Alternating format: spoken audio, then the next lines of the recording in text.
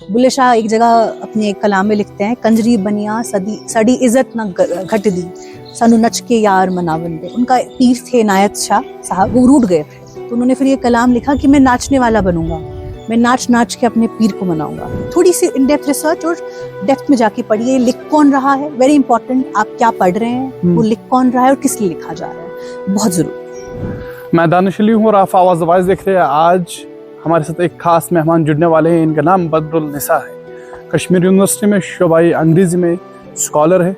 इसके अलावा abstract art में इन्होंने एक खास नाम बनाया है।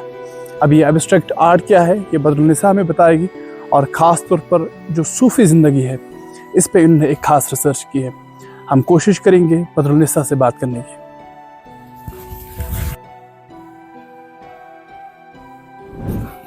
अस्सलाम वालेकुम बदरुल निसा। वालेकुम सलाम। कैसे हैं आप? ठीक है? आप ठीक है? Thank you very much. बाकी आप ठीक है? शुक्र अल्लाह तो का। जैसे मैंने आपको बताया कि बदरुल निसा, ऐसा लगता है कि खास नाम है। अगर मेरी बात करेंगे तो मेरा नाम दानिश है, तो जब मैं देखता हूँ कि मेरे नाम के बहुत सारे लोग मुझे मिलते हैं, ऐसा लगता है स्पेशल नाम है, तो मतलब बता दीजिए। कश्मीर में तो मुझे नहीं लगता मैंने किसी और का नाम बदरुल निसा सुना है। सेम मैंने भी जी। तो असल में इस नाम के पीछे भी एक छोटी सी स्टोरी है। तो मैं एक्चुअली दिल्ली में पैदा हुई हूँ, और मेरे दादू, हमारे जो पीर साहब थे, मेरी फैमिली वाज ऑल देयर जब हम वहाँ थे। तो और मैं 17 रमज़ान के दिन पैदा हुई हूँ, जिस दिन जंग बदर है। तो सब ने बहुत सोचा था कि इसका क्या नाम किया जाए। तो माय फादर सजेस्टेड, तो हमारे पीर साहब हैं शम साहब, उनको सजेस्ट किया था कि इसका नाम बदर रखेंगे। फिर उन्होंने बोला नहीं, बदर नहीं, बदरुल निसा रखे। लेकिन बहुत अच्छा नाम जी है, तो क्योंकि स्पेशल नाम है। ऐसा लगता है कि मुझे लगता है कश्मीर की अगर हम बात करें एक ही नाम है। तो खास तौर पर आपकी अगर हम बात करेंगे, एब्स्ट्रैक्ट आर्ट एक स्पेशल आर्ट है, लेकिन जो पेंटिंग है उसमें डीप मीनिंग है। तो कैसे जहन में आया कि इसी में नाम बनाना है? और दूसरी तरफ यूनिवर्सिटी में है, आप इंग्लिश में PhD कर रहे हैं, तो दो ऐसे डिपार्टमेंट हैं जहाँ पे आप अपना नाम बना रहे हैं, वहाँ भी यहाँ भी, तो इस सब को फिर बैलेंस भी करना पड़ता है। तो दोनों शोबों के बारे में हमें बता दीजिए। अगर मैं पेंटिंग की बात करूँ तो बचपन से ही मुझे पेंटिंग का बहुत शौक था, और पेरेंट्स भी मेरे इतने सपोर्टिव थे कि उन्होंने कभी रोका नहीं। उनको लगा कि इसमें कुछ स्किल है, कुछ कर सकती है इसमें। तो मैं करती गई। बचपन से ही मेरे टीचर्स भी हमेशा खुश होते थे कि बहुत अच्छा बनाती है। तो वो एक काइंड ऑफ, शायद अल्लाह ताला की तरफ से वो फन जो था वो ऑलरेडी मिला हुआ था। तो फिर ग्रेजुअली मैं, और मेरा जो घराना है वो थोड़ा सूफीज़म से रिलेटेड है, पीर मुरीदी के सिस्टम से आता है। तो हमेशा से शौक था पेंटिंग का, सूफीज़म में सुनने का, समझने का कि ये क्या है। और as a kid you don't understand, ये बहुत गहरी चीज़ है, आप नहीं, बड़े होके भी आप शायद नहीं समझ पाते। एक समंदर की तरह है, तो आसान नहीं होता ये समझना। तो मेरे जो दादू थे वो हमें सब बच्चों को, मेरे 2 भाई हैं, उनको मुझे पकड़ के मसनवी, मौलाना रूमी से 2-4 अशार सुनाते थे। सादी की पहले सुना दे। गुलिस्तान। चलिए मैं मसनवी का स्टार्टिंग का ही शेर सुनाऊंगी। वो कहते हैं कि बिश्नाओ वज़्न चूं हिकायत में कुनत, बस जुदाई हाशमी हिकायत में कुनत। आप फारसी? जी ये फारसी? जी ये फारसी का मतलब है। बता दीजिए। तो मौलाना रूमी कहते हैं हाकन टू द रूट फ्रूट, इस नह को सुनो, इस नवाए नह को सुनो, कि वो अपनी असल से जुदा है और ये रो रहा है, ये शिकायत कर रहा है। तो ये बेसिकली हमारी रूहें हैं जो अल्लाह से जुदा हो चुकी हैं, उस अर्श से अजीम से जुदा हो चुकी हैं, और ये अब लैमेंट कर रही है जमीन पे आके। हमारा जो फ्रेम है, हमारा मॉर्टल फ्रेम है, इसमें फंस चुकी है, और ये बोल रही है कि मुझे अपनी असल से वापस मिलना है। तो समझिए मेरी पेंटिंग्स काइंड ऑफ इसी असल को पहुंचने की खोज है। ओके, तो इतनी सी छोटी सी उम्र में इस सब पे रिसर्च करना। हाँ, मतलब मुझे लगता है क्योंकि मेरा एक घराने से भी ताल्लुक है, तसव्वुफ से, सूफीज़म से, इसकी डेप्थ से। तो मैं हमेशा चाहती थी कि रूमी कहते हैं कि there are as many ways to reach God as there are people. तो मुझे लगता है शायद मेरी पेंटिंग जो एक है वो एक जरिया है अल्लाह तक पहुंचने की। आई फर्मली बिलीव, क्योंकि सब पेंट नहीं करते हैं, कर सकते हैं ना, सब पोएट्री लिख सकते हैं। तो ये समथिंग है जो अल्लाह ताला ही आपको देता है, it's इनेट, you can not cultivate it. तो अल्लाह ताला ने मुझे ये फ़न दिया है, और मैं चाहती हूँ कि मैं ये फ़न उसी तक पहुँचने के लिए इस्तेमाल करूँ। और अब रही रिसर्च की बात, तो ये मेरी खुशकिस्मती है कि through Sheikhul Alam centre for multidisciplinary studies मुझे ये मौका मिला कि मैं इंग्लिश लिटरेचर की स्टूडेंट होके तसव्वुफ में रिसर्च कर सकूँ। तो मेरी जो रिसर्च का टाइटल है that is metaphysics of love in the poetry of अमीर खुसरो, यूनुस एमरे और ललदत। तो मैं 3 एक डिस्टिंक्ट वैरिड लोगों पर रिसर्च कर रही हूँ। एक कश्मीरी है, ललदत है, एक अमीर खुसरो हैं जो इंडिया से हैं, और तीसरे हमारे यूनुस एमरे हैं जो टर्किश हैं। यूनुस एमरे मौला रूमी के कंटेम्प्रेरी थे, लेकिन उनको कोई नहीं जानता। अदब की ओर अगर हम बात करेंगे तो अमीर खुसरो का एक बहुत बड़ा कंट्रीब्यूशन बिल्कुल हिंदुस्तान में। तो जिस तरह से आपने कहा लल ऑलमोस्ट मेजॉरिटी ऑफ कश्मीर को मालूम होगा लल के बारे में, तो आप मुख्तसर हमें बताते दीजिए अमीर खुसरो के बारे में। अगर अमीर खुसरो की बात करें तो मुझे अमीर खुसरो की तरफ रग़बत उन नुसरत फ़तेह अली खान की कवालियों से हुआ। तो उनका कलाम सुन के तो लगा कि कुछ नुसरत को भी आप पसंद करते हैं जी। तो कुछ गहरी बात थी अमीर खुसरो के कलाम में, और उसकी वजह से मैं उन पे पढ़ने लगी। And there are lots of books written on Amir Khusro. Urdu में आपको काफ़ी सारी मिल जाती हैं, इंग्लिश में आपकी सुनील शर्मा की पोइट्री की कंपेंडियम है, बाकी रिसर्च मिर्ज़ा वहीद की एक किताब है अमीर खुसरो पे। तो जब आप अमीर खुसरो को पढ़ते हैं या उनकी शायरी को पढ़ रहे हैं तो सीधे लगता है कि कुछ डेप्थ वाली चीज़ बात हो रही है।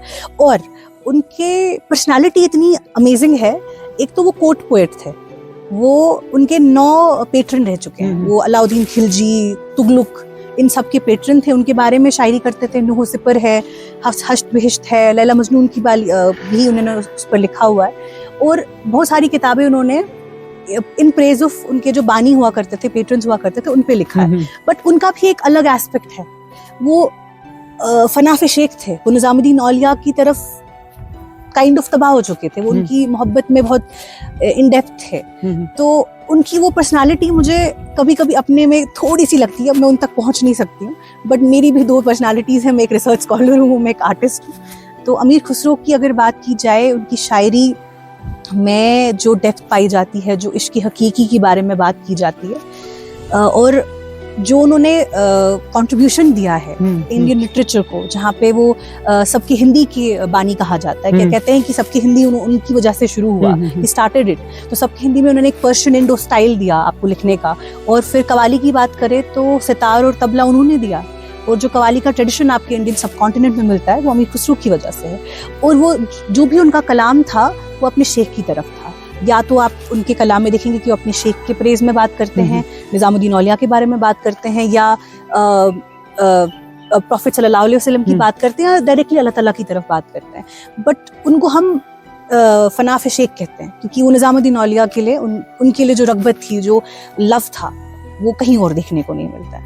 अब ऐसे सब्जेक्ट्स पर रिसर्च करना जी, या जिस तरह से अगर इसके अलावा हम बात करेंगे सूफीज़्म की, तो आज के वक्त में मॉडर्न टाइम मुश्किल है। मुश्किल तो है। जहाँ हम आप ही कह रहे थे नैनो टेक्नोलॉजी और ट्रांसह्यूमनिज्म और इतनी सारी चीज़ें हैं एआई के ज़माने में। पर मुझे लगता है कि एआई के ज़माने में ही सबसे ज़्यादा इम्पोर्टेंट है कि आप अपनी स्पिरिचुअलिटी की तरफ वापस आएँ। बिकॉज ये एआई, ये टेक्नोलॉजी, साइंस थोड़ा आपको डिह्यूमनाइज कर जाती है। आप इंसान क्या है, इंसान क्यों है, और जो बेसिक टेनेंट्स हैं वो आप कहीं ना कहीं ये मटीरियलिज्म में, ये घर बनाने में, पैसा कमाने में आप भूल जाते हैं। एक तो होता है कि रिसर्च करना इंसान की इस बॉडी पे, से आप शायद तहरीर भी कहते हैं जी, लेकिन दिल पे रिसर्च करना, जिसे रूह कहते हैं, उस पे रिसर्च करना मुश्किल तो है। और फिर मैं ये कहूँगी कि research is a completely different thing, and then being engrossed in it is a very different thing. और आपको रिसर्च करने में बहुत डिफिकल्टी आती है, because lot of people also question कि आप यार किस चीज़ पे, आप सूफियों पे जो सदियों पहले गुजर चुके हैं, आप क्या उन पे रिसर्च कर रहे हो। पर जब आप उनका कलाम पढ़ते हैं ना, तो वो अभी भी वैलिड है। वो जो मैं आपसे कह रही हूँ ना कि हम इंटेलेक्ट करते हैं, हम कल्ब भूल गए, हम अपने सोल को एक्चुअलाइज करना भूल गए। और मुझे लगता है as Muslims, as human beings first, we need to actualize our soul. हमें ये पूछना है सवाल कि अगर आप इस दुनिया में आए सिर्फ पैसे कमाने आए हो, और you have a deeper purpose, do you have a deeper purpose to help others, what is your deeper purpose. I think उसके लिए सूफीज़्म, उसके लिए जो हम it's an oriental word, but तसव्वुफ जो है वो बहुत जरूरी है। तो हर एक फिरके के हम काफी ज्यादा रेस्पेक्ट करते हैं जी। तो इस सूफीज़्म को लास्ट पे आपने किस तरह से देखा? एक चीज है, सूफीज़्म को समझा जाता है कि इस्लाम से बहुत अलग है, या ये कुछ अलग से अलग का, जैसे आपने फिरका यूज किया, ये अलग फिरका है, बट अलग फिरका नहीं है। सूफीज़्म किसी किताब में मैंने पढ़ा था कि जब हुजूर सल्लल्लाहु अलैहि वसल्लम गारे हिरा में थे, तो उन पे 2 किस्म के इल्म उतरे कुरान की शक्ल में, एक इल्म सीना और इल्म सफीना। तो इल्म Safina was the knowledge of the common, and इल्म सीना was the knowledge of the heart. तो जो ये नॉलेज ऑफ द हार्ट था कुरान की ही शक्ल में, जैसे आप अब इब्ने खतीर की आप तफसीर पढ़े कुरान की, तो कितनी सारी जिल्दों पे बेस्ड है। तो सूरह फातिहा का एक पूरी जिल्द पे ट्रांसलेशन है, तो इतनी सी वर्सेस हैं, 7-8 वर्सेस है, उनका आप कितना खुलासा कर सकते हैं। तो कुरान में जो डेप्थ है और जो इल्म सीना था, जो नॉलेज ऑफ द हार्ट था, ये कुरान की शक्ल में उतरा और यही तसव्वुफ कहलाता है। There is a saying that उस जमाने में there was the practice of Sufism but it did not have a name. आज नाम है सूफीज्म सब करते हैं, बट वो जो प्रैक्टिस थी, जो इबादत थी, जो जिक्र की कैफियत थी, वो हार्डली देखने को मिलती है। अब जिस तरह से अगर हम बात करेंगे, जो आप पेंटिंग करते हैं जी, तो लाजिम सी बात है कि जिस पे आप रिसर्च करते हो वही चीज़ आपके दिमाग में आती है जी। और अब ये जो पेंटिंग है कि इसको समझना भी काफ़ी ज़्यादा मुश्किल है, तो समझने वाले लोग हैं क्योंकि डीप मीनिंग है इसकी। आपकी ज़्यादा पेंटिंग सूफीज्म के जी, मेरी जो पेंटिंग्स है मेजरली सूफीज्म के ही टेनेंट्स पे रिवॉल्व करती है। ऐसे लोग मिलते हैं कि जिनको समझ आता है कि है क्या, या मतलब ऐसे भी होते हैं कि जो इस सब से काफ़ी ज़्यादा प्यार करते हैं, आपको कांटेक्ट करते हैं, नहीं जी ये हमें चाहिए।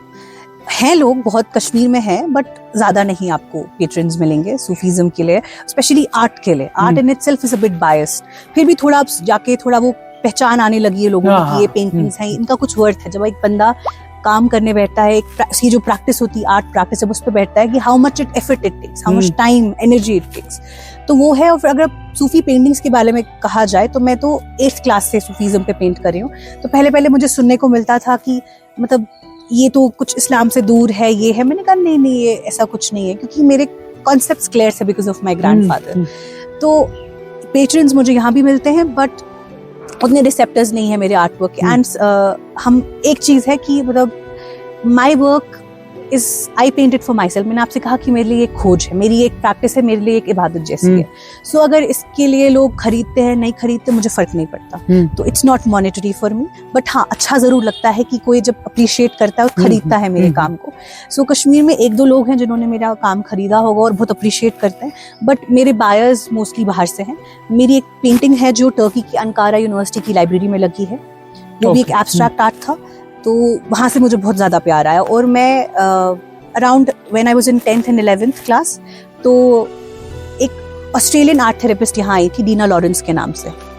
उसकी वजह से मेरी कुछ पेंटिंग्स ऑस्ट्रेलिया में बिकी, she took our paintings there and वहाँ बिकी। और मैं रिसेंटली 2 साल पहले एक फेलोशिप में सिलेक्ट हुई थी, स्कॉटलैंड में थी वो, बियॉन्ड बॉर्डर्स की। तो वहाँ पे I had to present my paintings and tell people about what I do, and आप बिलीव नहीं करेंगे the appreciation I met, and then how many people started to buy my art work. क्योंकि मुझे लगता है, जैसे मैं आपसे वही कह रही हूँ ना, हम वही वेस्ट की लेवल तक पहुंच रहे हैं जहाँ हम कम्प्लीटली डिह्यूमनाइज हो चुके हैं, जहाँ हम अपनी सोल खो चुके हैं। अब वेस्ट भी रूमी की तरफ आता है, उसको पॉप कल्चर में डाल दिया है, वेस्ट वापस हमारी ईस्टर्न लिटरेचर के आता है। आप देखिए योगा की तरफ कितने लोग जा रहे हैं, वो जो हमारा स्पिरिचुअल प्रैक्टिस है हमारे ईस्टर्न ट्रेडिशन की, उसकी तरफ वेस्ट ज्यादा आ रहा है। सवाल यह है ना कि मतलब कल तक जो हम पढ़ा करते थे किताबों में, फिर वही लिखते हैं एज ए राइटर, आप फिर वही लिखते हो जी, लेकिन उस सबको आप इस मतलब पोर्ट्रेट इस तरह से करते हो कि वो विजुअल्स एक इंसान के सामने आता है। बिल्कुल जी। तो मतलब वजह क्या रही? और खास तौर पर आपने जिक्र किया अपने ग्रैंडफादर का, तो उनसे क्या सीखा और उनके हवाले से बता दीजिए। जो मेरे ग्रैंडफादर थे वो DFO रिटायर हुए थे। He was a very accomplished, very disciplined officer, very brilliant man, बहुत बड़े फिलैंथ्रोपिस्ट थे, स्पिरिचुअली बहुत ज्यादा अवेकन्ड थे।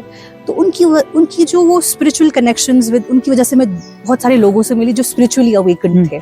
तो उनसे थोड़ी तरगीब मिली कि ये भी दुनिया है जहाँ पे ड्वेल करके देखना चाहिए। हम क्यों इतना मटीरियलिज्म की तरफ, हम क्यों इतना यहाँ की तरफ आ रहे हैं कि आपकी डिग्रीज हासिल होगी, ये होगी, but what is it? Are we just here for these degrees? Are we just here for this monetary फायदे, पैसा, इस सब के लिए? बट आई थिंक नहीं, इंसान has a deeper purpose there. ऐसा कुछ नहीं होता। नहीं होता है। लगता है कि आज की दुनिया में इस बात को एक्सेप्ट किया जाता है। मैं आपसे वही कह रही हूँ, west is kind of accepting it. आप देखिए वेस्ट से लोग वो इतना डिह्यूमनाइज हो चुके हैं, they are looking for something. लोगों के पास बड़े बड़े घर हैं, but something is missing, contentment नहीं है। वो कंटेंटमेंट आपको अल्लाह की खोज से आता है। वो कंटेंटमेंट आपको जब आप अपने डिवाइन को ढूंढने की कोशिश करते हैं ना, उससे आता है। आप you can be very rich, you can have everything, but you will not have that contentment. अब कश्मीर के हवाले से, कश्मीर से ही अगर आप अलग अलग रियासतों में गए, अलग अलग कंट्रीज में गए हैं, तो कश्मीर को आपने किस तरह से देखा? कश्मीर को तो कहा जाता है पिरवर। आप देखिए, अगर आप मेरे घर से बाहर जाएंगे, पहले ऊपर चोटी पे मखदूम साहब हैं, यहाँ से जाइए तो खज सोबन है, आगे जाइए दस्तगीर साहब है, आजकल तो उर्स भी लगे हुए हैं दस्तगीर साहब के। तो हमारे चप्पे चप्पे पे हर गली में एक आस्थान है। कुछ तो होगा इस कश्मीर में। आप अच्छा पहलगाम के रास्ते चले जाइए, अशमुकाम से शुरू हो जाइए, देखिए कितने आस्थान आपको मिलेंगे। तो हमारी जो ट्रेडिशनली हमारी जो जगह रही है वो बहुत स्पिरिचुअली एंट्रेंच्ड रही है, डीपर, और ये जगह भी परफेक्ट है स्पिरिचुअल मेडिटेशन के लिए। सब में जी लोग इस सबसे दूर होते जा रहे हैं, होते जा रहे हैं। I think it's a great loss, और स्पेशली हम जैसे लोगों के लिए, क्योंकि हम मतलब इतनी फ्रस्ट्रेशंस, इतने कॉन्फ्लिक्ट्स वगैरह है, वही डिसकंटेंटमेंट जिसकी मैं आपकी बात कर रही हूँ, सब कुछ है। अब Kashmiri like lavish weddings, big houses, they have everything. Why is there such a disquiet? Why is there such a moral degradation? Because आप अल्लाह से दूर हो चुके हैं। आप जिसके करीब आपको होना चाहिए था, दैट स्पिरिचुअलिटी जिसकी आपके जो आप में एंट्रेंच्ड होनी चाहिए थी, वो आप मिसिंग है। तो अब आखिर पर जो वादी कश्मीर के लोग हैं, इनके लिए क्या कहना चाहते हैं? मेरी हमेशा एक ही मैसेज रहती है अपने लोगों के लिए कि इस स्पिरिचुअलिटी को जो है हमारी हमको विरासत में मिली हुई है, इसको प्लीज मत छोड़िए। You are losing your soul, you are making there is a loss of soul. अगर हम अब इस सूफीज्म को, इस ट्रेडिशन को छोड़ देते हैं तो there will be a greater loss. इसको मत छोड़िए। शुक्रिया आवाज, thank you very much, thank you.